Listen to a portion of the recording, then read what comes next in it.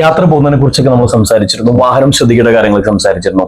നമ്മൾ മുൻകൂട്ടി പ്ലാൻ ചെയ്തൊരു യാത്ര, അതായത് നമ്മളൊരു റെയിൽവേ സ്റ്റേഷനിലേക്ക് പോകുന്നു, അല്ലെങ്കിൽ നമ്മളൊരു കസിനെ ആരെങ്കിലും പിക്ക് ചെയ്യാൻ വേണ്ടി നമ്മൾ എയർപോർട്ടിലേക്ക് പോകുന്നു, അല്ലെങ്കിൽ ഒരു എക്സാമിനേഷന് പോകുന്നു. അപ്പൊ ഇങ്ങനെയൊക്കെ പോകുന്ന സമയത്ത് നമ്മൾ ശ്രദ്ധിക്കേണ്ട കുറച്ച് കാര്യങ്ങൾ അതൊന്ന് പറയാം. നമുക്കറിയാം, നമ്മളിപ്പോ ഒരു എയർപോർട്ടിൽ പോകുന്നു, നമ്മളൊരു ടിക്കറ്റ് ബുക്ക് ചെയ്യുന്നത് ചിലപ്പോൾ 1 മാസം അല്ലെങ്കിൽ 2 മാസം മുമ്പായിരിക്കും. അതേപോലെ റെയിൽവേ സ്റ്റേഷനിൽ നമ്മൾ 1 മാസം 2 മാസം മുന്നേക്കാണ് ബുക്ക് ചെയ്യുന്നത്. അപ്പൊ നമുക്ക് പരീക്ഷ അല്ലെങ്കിൽ നമുക്കൊരു ഇന്റർവ്യൂ, ഇതൊക്കെ നമുക്ക് മുൻകൂട്ടി അറിയാവുന്ന കാര്യങ്ങളാണ്. ഇത്ര മണിക്ക് ഞാൻ അവിടെ ചെല്ലണം, അല്ലെങ്കിൽ ഫ്ലൈറ്റ് വിട്ടുപോകും. ഇത്ര മണിക്ക് ഞാൻ അവിടെ ചെല്ലണം, അല്ലെങ്കിൽ ട്രെയിൻ വിട്ടുപോകും. അല്ലെങ്കിൽ ഇത്ര മണിക്ക് ഞാൻ അവിടെ പരീക്ഷാ ഹാളിൽ എത്തി നമ്മളവിടെ ഹാജരാവണം, എങ്കിൽ മാത്രമേ എനിക്ക് പരീക്ഷ എഴുതാൻ പറ്റുള്ളൂ എന്നുള്ളതൊക്കെ നമുക്ക് പൂർണ്ണമായ ബോധ്യമുണ്ട്. എങ്കിലും നമ്മൾ എന്ത് ചെയ്യും? നമ്മൾ ആ സമയം കാത്തി ഇങ്ങനെ വീട്ടിൽ വെറുതെ മൊബൈലും നോക്കി, TV നോക്കി, അല്ലെങ്കിൽ പേപ്പർ വായിച്ചിരിക്കേണ്ട ഒറ്റ ടൈമിലാണ് നമ്മൾ പുറപ്പെടുന്നത്. ഇവിടെ നമ്മൾ ശ്രദ്ധിക്കേണ്ട കാര്യം, നമ്മൾ 60 കിലോമീറ്റർ സ്പീഡിൽ നമ്മൾ യാത്ര ചെയ്യുകയാണെങ്കിൽ 1 മണിക്കൂറിൽ നമുക്ക് 60 കിലോമീറ്റർ നമുക്ക് കവർ ചെയ്യാൻ പറ്റും. അപ്പൊ നമുക്ക് 30 കിലോമീറ്റർ ദൂരെയാണ് നമ്മുടെ ഡെസ്റ്റിനേഷൻ, നമ്മൾ എത്തിച്ചേരേണ്ട ലക്ഷ്യസ്ഥാനം. നമ്മളപ്പോ ചിന്തിക്കുക ഒരു 30 മിനിറ്റ് കൊണ്ട് എത്താമെന്ന് വിചാരിച്ച് നമ്മൾ യാത്ര പുറപ്പെടുന്നു. ശരിയാണ്, ഒരു 60 കിലോമീറ്റർ സ്പീഡിൽ പോകുന്ന ഒരു വാഹനം 30 കിലോമീറ്ററിലാണെന്നുണ്ടെങ്കിൽ 30 മിനിറ്റ് കൊണ്ട് എത്താം. അത് നോർമലി ഒരു ഇതാണ്. പക്ഷെ നമുക്ക് സംഭവിക്കും, നമ്മുടെ വാഹന തിരക്കും മറ്റുമൊക്കെ ആയിട്ട് റോഡുകളിൽ മിക്കപ്പോഴും നമുക്ക് ബ്ലോക്കുകൾ കാണാറുണ്ട്. ചെറിയൊരു അപകടം പറ്റിക്കഴിഞ്ഞാൽ നമ്മൾ 30 മിനിറ്റ് കൊണ്ട് 30 കിലോമീറ്റർ കവർ ചെയ്യാന്ന് പറഞ്ഞാൽ നമ്മൾ ചെല്ലുമ്പോൾ ചെറിയൊരു ബ്ലോക്ക് കിട്ടി കഴിഞ്ഞാൽ നമ്മുടെ 10 മിനിറ്റ് അവിടെ പോയി. പിന്നെ നമ്മുടെ അടുത്ത് ബാലൻസ് 20 മിനിറ്റ് ആണ്. അപ്പൊ നമ്മൾ നേരത്തെ 1 അവറിൽ 60 മിനിറ്റ് എന്നുള്ളത് നമുക്ക് 60 കിലോമീറ്റർ എന്നുള്ളത് നമുക്ക് പിന്നെ 1 അവറിൽ 80 കിലോമീറ്റർ സ്പീഡിൽ ഓടിക്കേണ്ട ഒരു അവസ്ഥ വരും. അപ്പൊ എന്ത് പറ്റും? നമുക്ക് മനസ്സിലാദ്യം ഞാൻ എത്തിപ്പെടുമോ എന്നുള്ള രീതിയിൽ, എനിക്ക് പരീക്ഷ എഴുതാൻ പറ്റുമോ, അല്ലെങ്കിൽ എന്റെ ഫ്ലൈറ്റ് വിട്ടുപോകും, അല്ലെങ്കിൽ എന്റെ ട്രെയിൻ വിട്ടുപോകും എന്നുള്ള ചിന്ത മനസ്സിൽ കൂടും.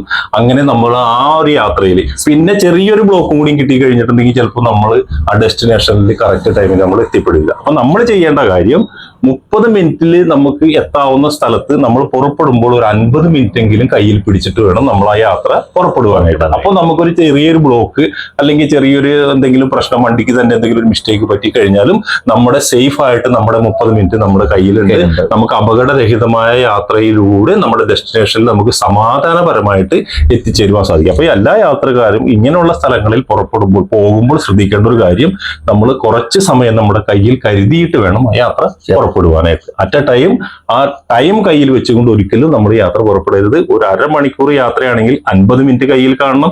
1 മണിക്കൂർ യാത്രയാണെങ്കിൽ 1.5 മണിക്കൂർ നമ്മൾ കയ്യിൽ കണ്ടിട്ട് വേണം യാത്ര പുറപ്പെടുവാനായിട്ട്. Okay, thank you sir. നമ്മള് കഴിഞ്ഞ ദിവസങ്ങളിലൊക്കെ ഇപ്പൊ നമ്മള് പല ദിവസങ്ങളും ഇപ്പൊ മഴയൊക്കെ വരുവാണ്, മഴയാണ്. അതുപോലെ തന്നെ 2 വീലറുകൾ, കാരണം ഇപ്പൊ വരുന്ന വണ്ടികൾ വളരെ ഹൈ സ്പീഡ് വാഹനങ്ങളാണ്. പഴയ പോലെ ഒരു സ്പീഡ് കുറഞ്ഞ വാഹനങ്ങളൊന്നുമില്ല, കുട്ടികളൊക്കെ വളരെ സ്പീഡിൽ പോകുന്നതാണ്. അപ്പൊ നമുക്കിപ്പോ ഒരു വളരെ പ്രാധാന്യമുള്ളൊരു സംഭവമാണ് ഹെൽമെറ്റ് ധരിക്കുക. ഈ ഹെൽമെറ്റ് ധരിക്കുക എന്നൊരു സംഭവം, ഒരു കൾച്ചർ, അതിനെ കുറിച്ച് സാർ എന്താ പറയാനുള്ളത്? നമ്മളെ ഏറ്റവും ഡേഞ്ചറസ് ആയിട്ടുള്ള വാഹനമാണ് 2 വീലർ. കാരണം നമ്മൾ 2 വീലർ ഓടിച്ച് നമ്മൾ താഴെ വീഴുകയാണെന്നുണ്ടെങ്കിൽ, ഒരു 60 കിലോമീറ്റർ സ്പീഡിലാണ് നമ്മുടെ വാഹനം പോയിക്കൊണ്ടിരിക്കുന്നത്. ആ സ്പീഡിൽ നമ്മൾ താഴെ വീഴും, നമ്മളെ തലയടിച്ച് വീഴുന്ന 3 നില കെട്ടിടത്തിന് മുകളിൽ നിന്ന് താഴെ വീഴുന്നതിന്റെ തുല്യമായിരിക്കും. അത്ര ആഘാതമായിരിക്കും നമ്മുടെ ഈ ഉരുണ്ടിരിക്കുന്ന തലക്ക് കിട്ടുന്നത്.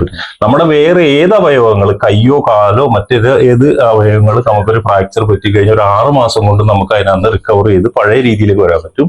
പക്ഷെ നമ്മുടെ തലക്ക് കേൾക്കുന്ന മാരകമായ മുറിവുകൾ, അത് നമ്മുടെ ഭാവിയിലേക്കുള്ള നമ്മുടെ മെമ്മറിയെയും നമ്മുടെ ജീവിതത്തെയും നമ്മുടെ കുടുംബത്തെയും വലിയൊരു ആഘാതത്തിലേക്കായിരിക്കും തള്ളിവിടുന്നത്.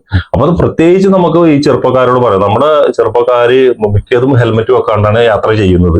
പിന്നെ ഹെൽമെറ്റ് വെച്ചാൽ തന്നെ അതിന് പ്രോപ്പറായിട്ട് ചെയിൻ സ്ട്രിപ്പ് ഇടുകയുമില്ല.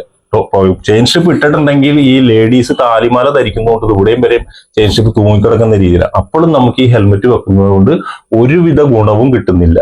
പോലീസിനെ കാണിക്കാനോ അല്ലെങ്കിൽ പോലീസിനെ പേടിച്ചിട്ടോ ഹെൽമെറ്റ് വെക്കുന്നവരുണ്ട്. പക്ഷെ അങ്ങനെയല്ല. സത്യത്തിൽ നമ്മുടെ സ്വന്തം സേഫ്റ്റിയാണ്.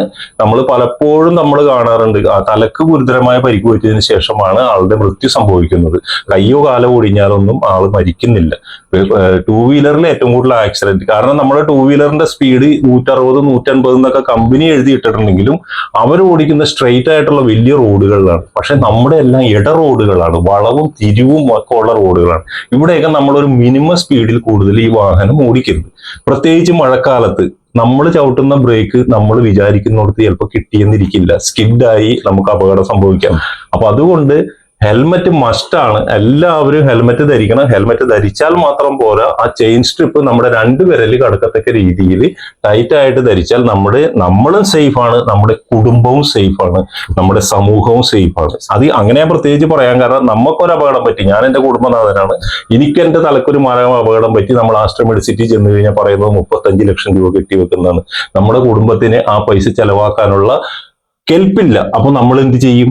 നമ്മളപ്പോ തന്നെ ഫേസ്ബുക്കിൽ പോസ്റ്റ് ഇടും, നമ്മൾ വാട്സാപ്പ് ഗ്രൂപ്പിൽ പോസ്റ്റ് ഇടും, അവിടെ ഗുരുതരമായ അപകടത്തിൽപ്പെട്ട് ചികിത്സാ സഹായം തേടും ഒന്നും പറഞ്ഞിട്ട് നമ്മൾ സാധാരണ പൊതുവെ കാണാറുണ്ട്. അപ്പൊ അവിടെ ആർക്കൊക്കെ ബാധ്യത വന്നു? എനിക്ക് ബാധ്യതയായി, എന്റെ കുടുംബത്തിന് ബാധ്യതയായി, എന്നെ രക്ഷിക്കേണ്ട എന്റെ സമൂഹത്തിന്റെയും കൂടി ബാധ്യതയായിട്ട് നമ്മൾ മാറി. അവിടെ ഏക ഒരു കാരണം എന്ന് ഞാൻ ഹെൽമെറ്റ് ഉപയോഗിച്ചില്ല. അപ്പം ഹെൽമെറ്റ് മസ്റ്റായിട്ട് ഉപയോഗിക്കുക. മറ്റുള്ള വാഹനങ്ങളെ അപേക്ഷിച്ച് 2 വീലറുകാർ പ്രത്യേകിച്ച് ആരൊക്കെ ആ വണ്ടിയിൽ യാത്ര ചെയ്യുന്നുണ്ടോ അവരെല്ലാവരും പ്രോപ്പറായിട്ട് ഹെൽമെറ്റ് ധരിക്കണം. നമ്മൾ എത്ര സേഫ് ആയിട്ട്, ഞാൻ ഇവിടെയും വരെയും പോകുന്നു, അല്ലെങ്കിൽ ഞാൻ സേഫ് ആയിട്ടാണ് വണ്ടി ഓടിക്കുന്നു പറഞ്ഞിട്ട് കാര്യമില്ല. മറുതലക്കിൽ നിന്ന് വരുന്ന വാഹനം എങ്ങനെയാണ് വരുന്നതെന്ന് നമുക്ക് പറയാൻ സാധിക്കില്ല.